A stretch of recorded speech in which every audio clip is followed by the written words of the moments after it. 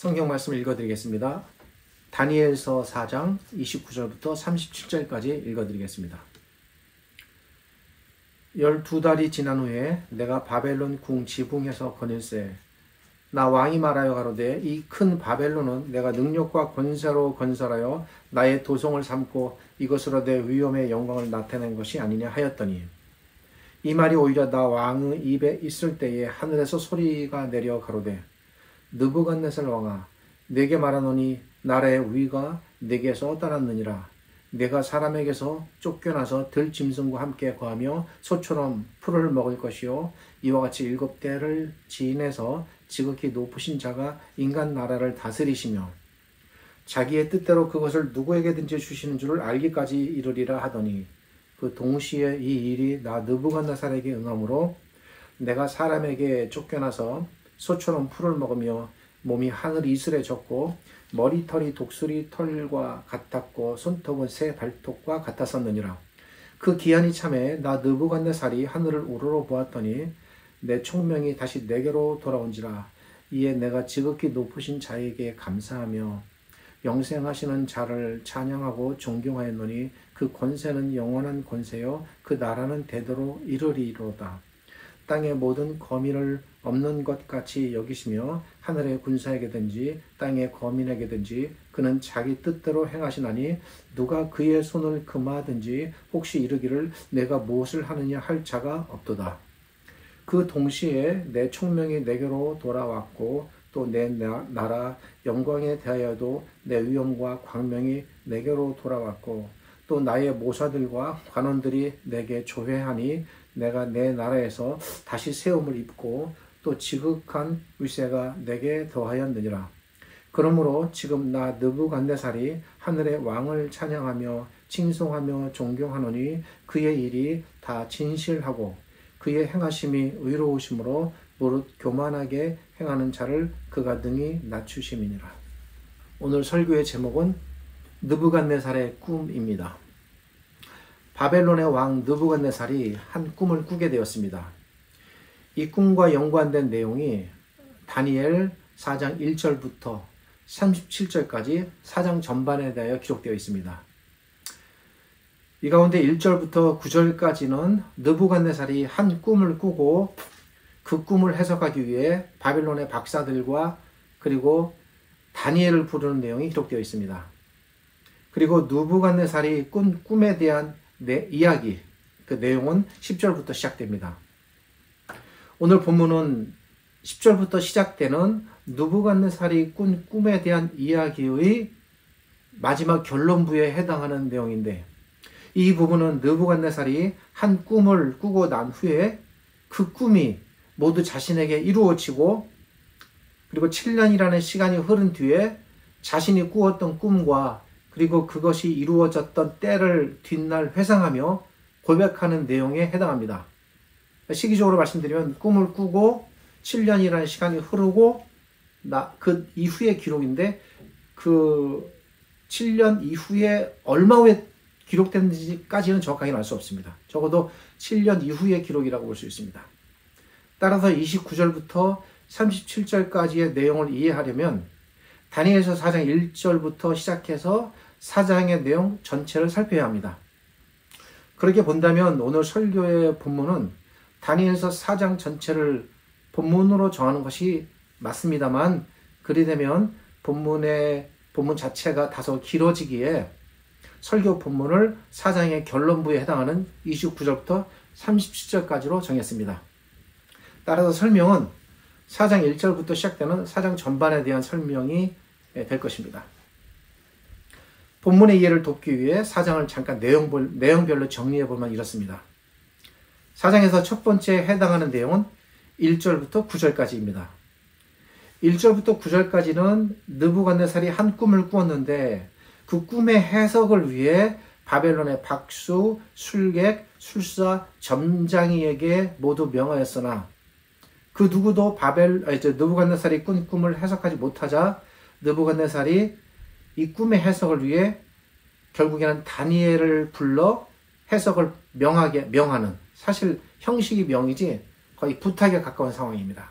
그래서 그렇게 부탁하는 내용이 나옵니다. 그 다음에 등장하는 내용은 10절부터 17절까지입니다. 10절부터 17절까지는 느부갓네살이 자신이 꾼 꿈의 내용이 무엇인지, 그러니까 이 부분은 느부갓네살이 다니엘에게 말한 내용이 되겠습니다. 이러이러한 꿈을 꾸었다. 그 다음에 이어지는 내용은 18절부터 28절까지입니다. 18절부터 28절까지는 그 꿈의 내용을 다 들은 다니엘이 그 꿈은 이러이러한 의미입니다 라고 해석을 해주는 내용이 되겠습니다. 그러니까 전체적인 구성은 아주 탄탄하고 아주 명료하게 내용이 전개됩니다. 그리고 마지막으로 오늘 본문에 해당하는 29절부터 37절까지는 느부갓네살이 꿈을 꾸고 말씀드린 대로 7년이라는 시간이 흐른 뒤에 자신이 꾼 꿈을 통해 뒷날 회상해 볼 때 어떤 깨달은 사실이 있었습니다. 그것이 무엇인지를 알려줍니다. 오늘 설교의 본문은 이 맨 마지막 부분에 대한 기록입니다. 먼저 느부갓네살이 꾼 꿈의 내용을 살펴보겠습니다. 느부갓네살이 꾼 꿈은 하늘에 닿을 정도로 높이 자란 한 나무에 관한 꿈이었습니다. 한 나무가 자라 그 높이가 하늘에 닿을 정도로 컸습니다. 그 나무는 잎과 열매가 무성하였습니다. 너무 웅장하고 울창해서 새들과 짐승들이 모여서 나무 아래 깃들어 살 정도까지 되었습니다. 그리로 모여든 새들과 짐승들은 그 나무의 잎들과 열매들을 먹고 살 정도로 나무는 크게 울창했습니다. 나무 하나가 거의 숲을 이룰 정도로 컸던 것입니다. 참으로 크고 울창한 큰 나무였습니다. 이 꿈을 꾼 사람은 당시 바벨론의 왕 느부갓네살이었습니다. 그리고 나서 느부갓네살은 또 하나의 꿈을 이어서 꾸게 됩니다. 하늘에서 거룩한 자, 즉 한 순찰자가 내려왔다고 성경에는 기록되어 있습니다. 여기서 순찰자라는 것은 히브리어를 직역하면 감독하는 자, 감독자라는 뜻입니다. 그러니까 순찰한다는 우리말의 의미가 뭐 이렇게 야간에 다니면서 방범 순찰하듯이 점검한다라는 의미가 와닿는데 그런 뜻이 전혀 아니고 어떤 것에 대하여 통제하고 그것을 전부 다 결정할 수 있는 그것에 대한 감독의 역할을 하고 있는 감독자라는 말이 됩니다. 순찰자, 즉 감독자는 꿈의 내용과 연관해서 살펴볼 때 이제 말씀을 드리겠습니다만 이 꿈 속에서 이 나무를 감독하는 나무에 대한 감독자라고 볼 수 있습니다.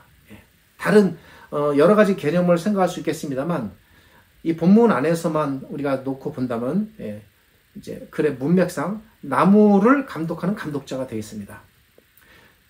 다시 말씀드리면 이 감독자는 나무와 연관해서 모든 것을 감독하는 감독자입니다.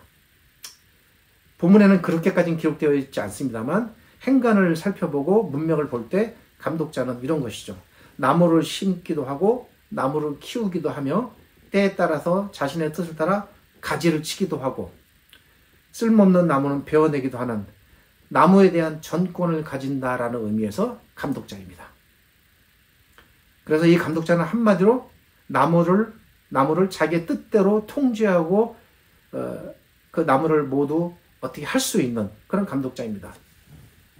자, 이런 면에서 볼 때 이 나무가 이렇게 울창하고 크게 번창하게 되었는데 그 뒤에는 보이지 않는 손길이 있는 것이죠. 누굽니까? 감독자입니다. 감독자는 이 나무가 그렇게 번창하도록 했다라고 볼 수 있습니다. 이 나무에 대한 감독자의 돌봄이 없거나 감독자가 허용하지 않았다면 적어도 이 감독자의 통제권 안에 있기 때문에 이 나무는 감독자의 뜻 없이 이렇게 번창할 수는 없는 것이 분명합니다. 나무는 감독자 없이 결코 번창할 수 없었습니다.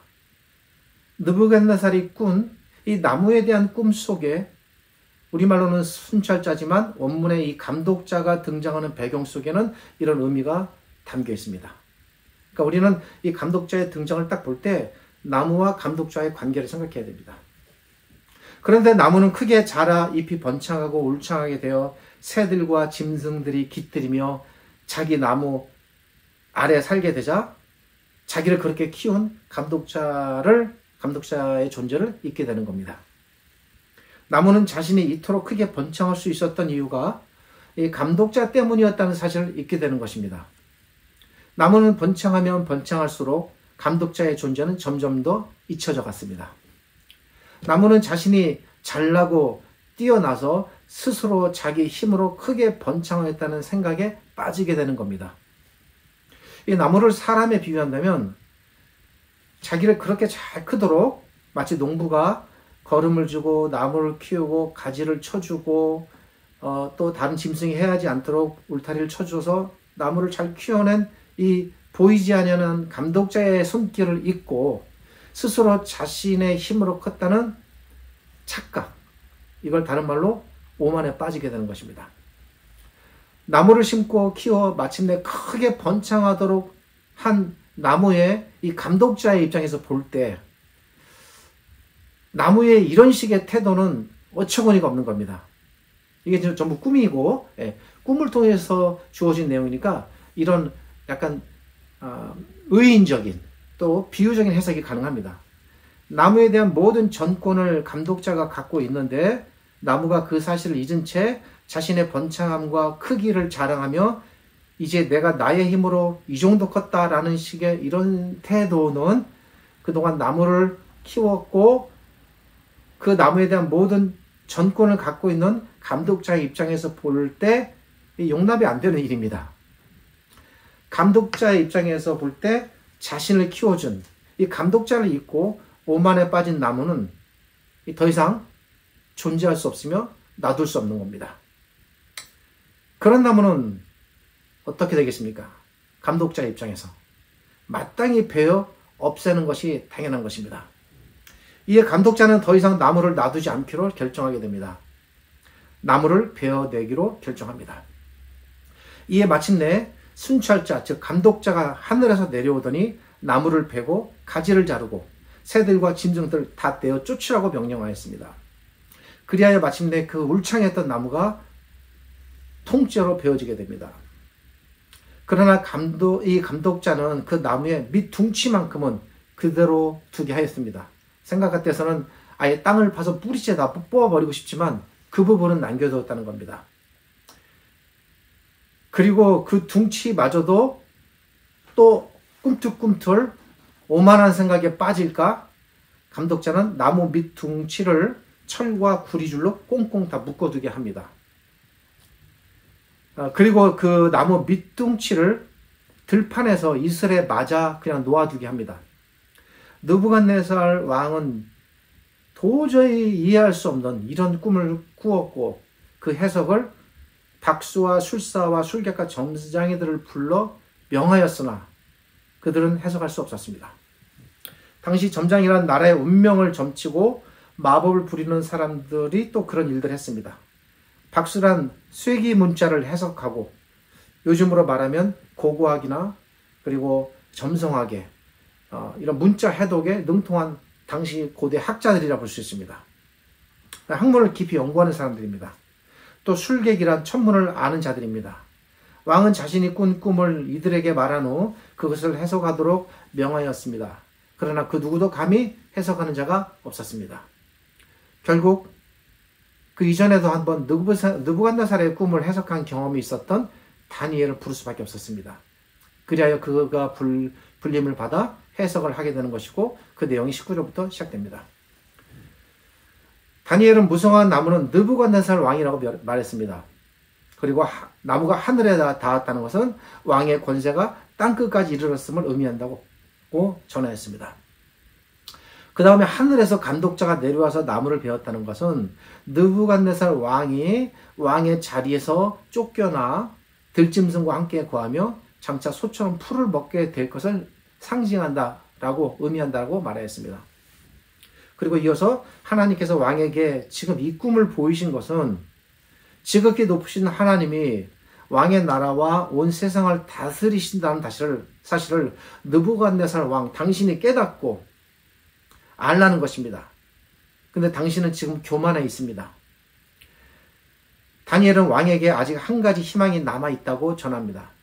다니엘은 왕이 꿈에 나무의 밑 둥치가 살아있는 것을 본 것처럼 하나님께서 둥치는 남겨두셨는데, 만약 왕이 스스로 겸손히 행하고 하나님께서 온 세상을 다스리시는 참 존재가 왕이 아니라 하나님이라는 것을 인정하고 깨닫는다면 어쩌면 하나님께서 잠시 회복하실 수도 있다라는 희망의 메시지를 전하였습니다.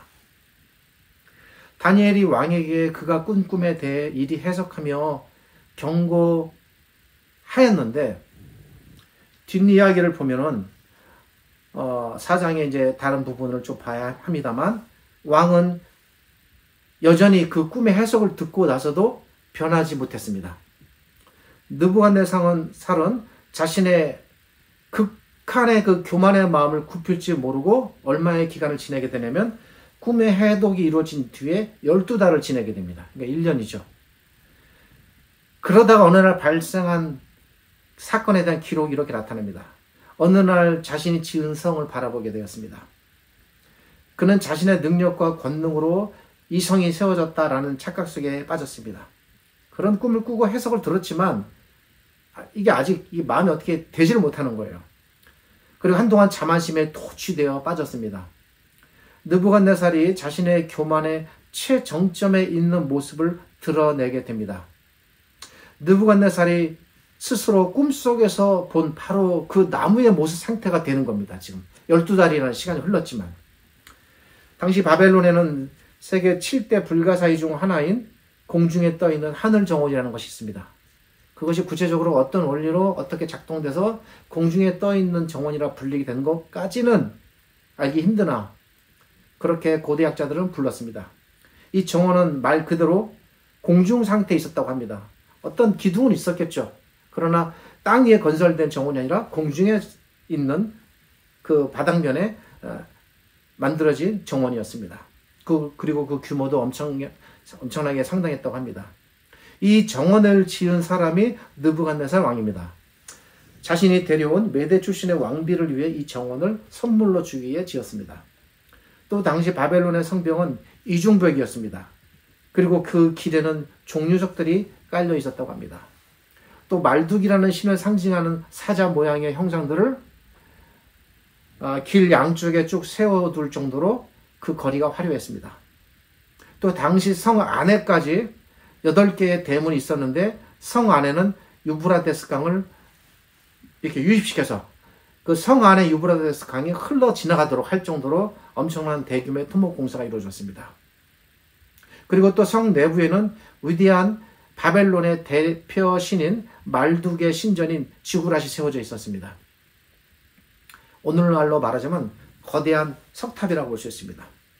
느부갓네살 왕은 이런 장면들을 보면서 스스로 자만에 빠져 감탄했습니다. 근데 이 일이 꿈을 꾸고 난 기간 동안 이루어졌고 12개월째 되는 그 순간에 이 정점이 이르렀다는 것입니다. 바로 그 순간에 마침내 하늘에서 음성이 났습니다. 내 왕의 자리가 내게서 떠났다.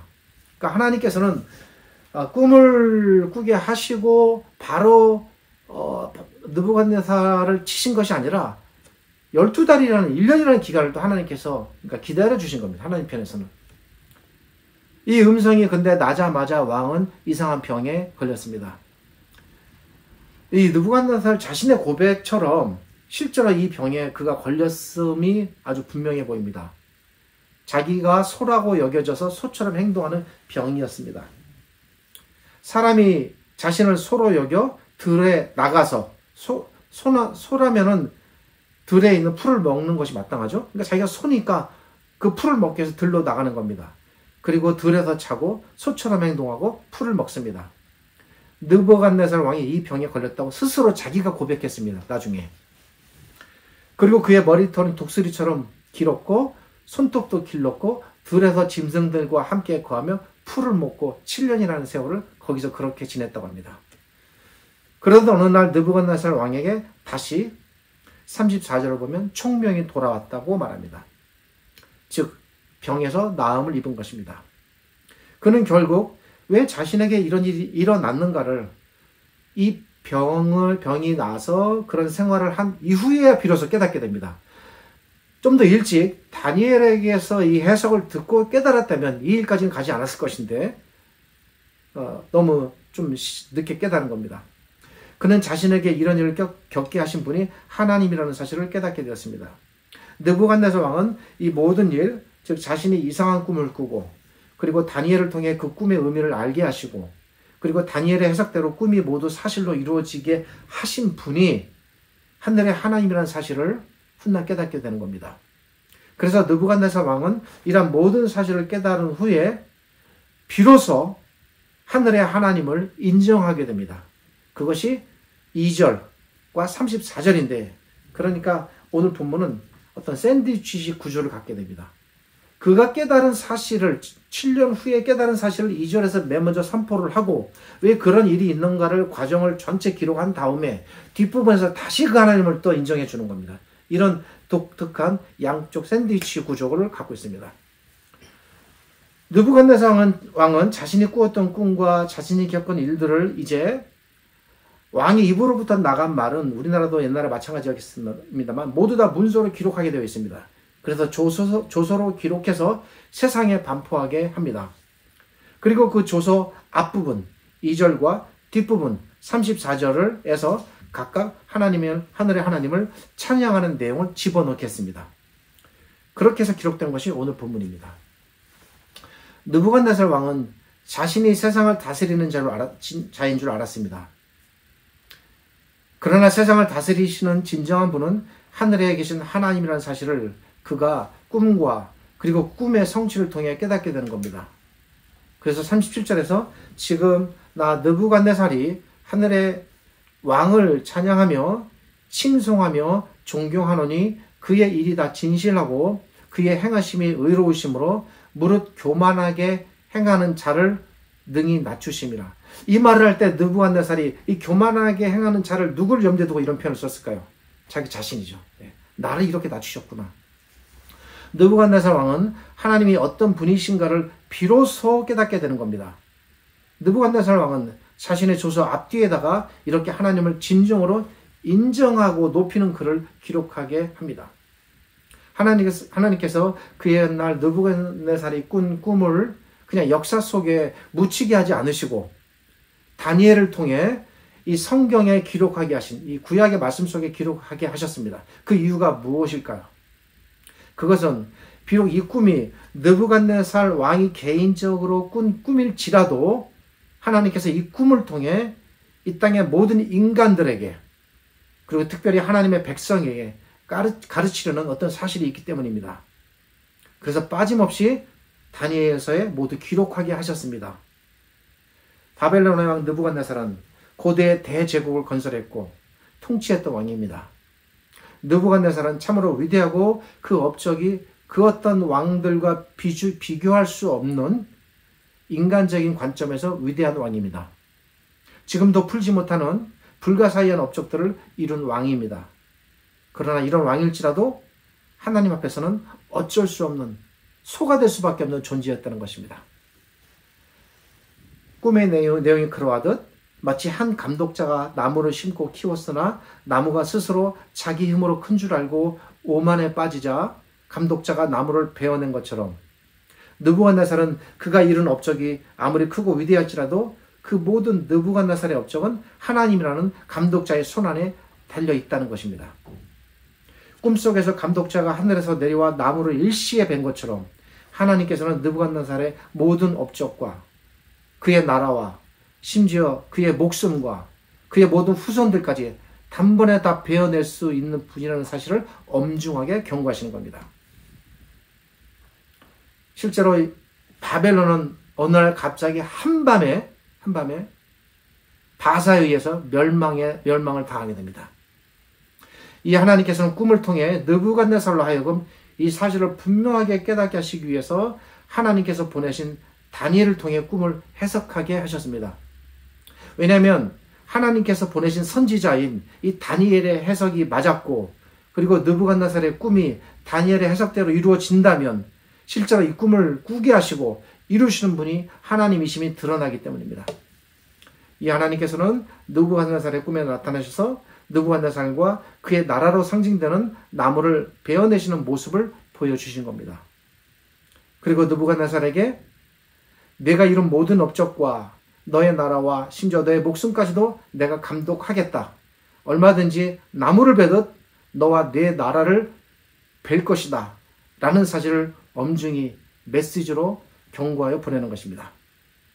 그리고 그 꿈의 궁극적인 성취는 좀 더 시간이 지나서 이루어지지만 일부가 이루어지게 됩니다. 그 일부라는 것은 말씀드린 대로 느부갓네살이 경험하게 되는 이 기이한 체험입니다.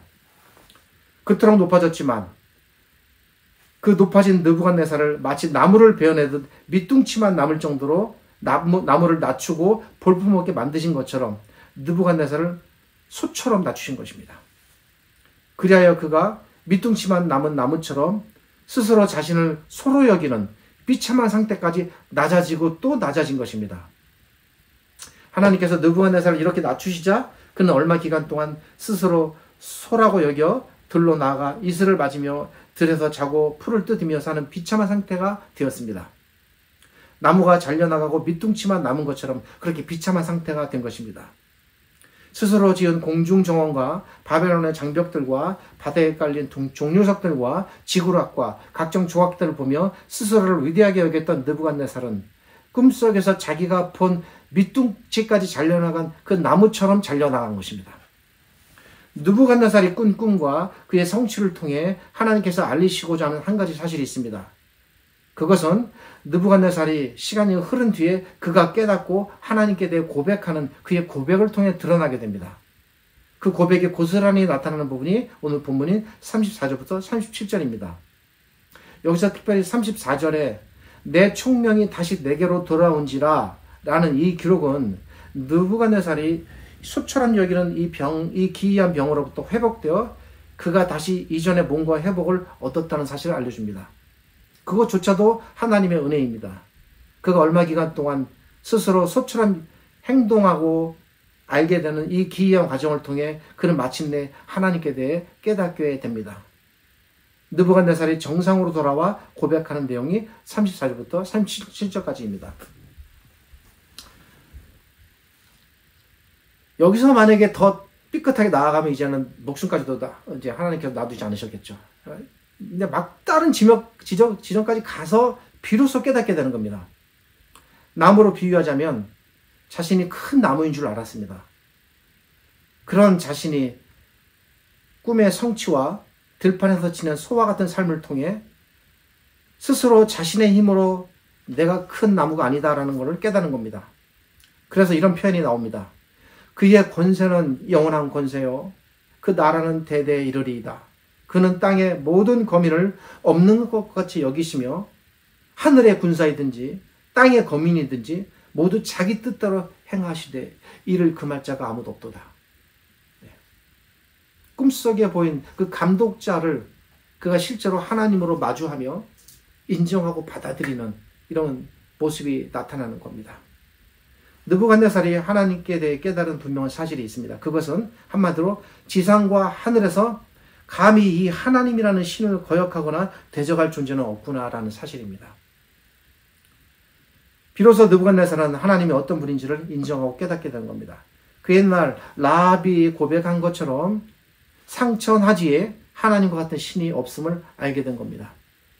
세상에 그 어떤 신들이 있을지라도, 세상에 그 어떤 권세가 있을지라도, 그 어떤 물질과 권력이 있을지라도, 세상에 그 어떤 나라가 있을지라도 자기들이 살아서 그 업적을 이루고 그 업적 속에 도취해 살 때는 마치 하나님이 존재하지 않고 마치 그 모든 것들이 자기의 힘을 얻은 것 같고 그래서 세상이 다 자기 것인 양 인간은 그렇게 착각 속에 살다가 어느 날 갑자기 바람처럼 사라지게 되는데 그것조차도 모르고 살아가는 것처럼 심지어 세상과 하늘에 있는 그 어떤 영적 존재들이나 설령 천사들이나 사탄이라 할지라도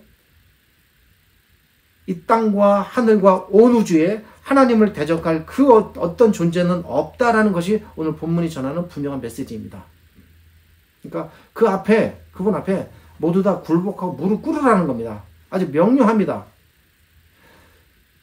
느부갓네살이 이런 고백을 하고 나서 그가 어떻게 변했고 하나님을 섬겼는지는 기록되어 있으니까 알 수는 없습니다만 그가 결국은 비참한 최후를 맞게 됩니다. 세상에 가장 어리석은 자는 뭡니까? 어리석은 자의 모습을 보면서 그리고 그 어리석은 자를 지탄하고 손가락질하면서 자기도 모르게 그 어리석은 자를 쫓아가는 사람입니다. 우리는 느부갓네살을 통해 그의 어리석음을 지금 보고 있습니다. 그런 우리 신자들이 느부갓네살의 이 어리석음을 손가락질하면서 종래는 내가 또 그 어리석음을 따라간다면 이처럼 어리석은 일이 어디 있겠습니까? 하나님께서 그것을 경고하는 겁니다. 이 하나님의 말씀을 기록하게 하여서 우리에게 주신 목적은 분명합니다. 너희도 내가 느부갓네살을 이렇게 경고하였는데 그처럼 그를 따라가는 그 길을 가지 말라는 겁니다. 우리에게 그가 보인 것처럼 그의 어리석음을 따르지 말라라는 것이 오늘 이 하나님의 말씀의 분명한 가르침입니다. 하나님께서는 우리에게 그의 입술을 통해 고백하게 하신 것처럼 그의 권세는 영원한 권세요 그 나라는 대대 이르리이다.